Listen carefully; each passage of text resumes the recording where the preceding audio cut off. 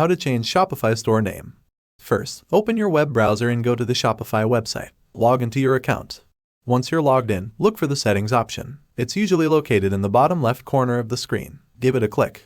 After clicking on settings, a menu will pop up. From that menu, choose store details. In the store details section, you'll see different settings for your store. Look for something called profile.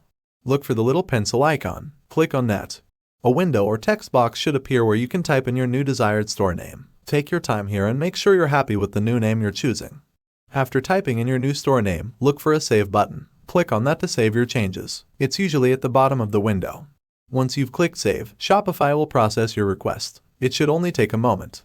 Finally, take a quick glance at the top right corner of your Shopify dashboard. Your new store name should now be displayed there. That's it, you're done. If you found this tutorial helpful, don't forget to smash that like button. And if you have any questions or suggestions for future tutorials, drop them in the comments below. Thanks for watching, and I'll see you in the next one.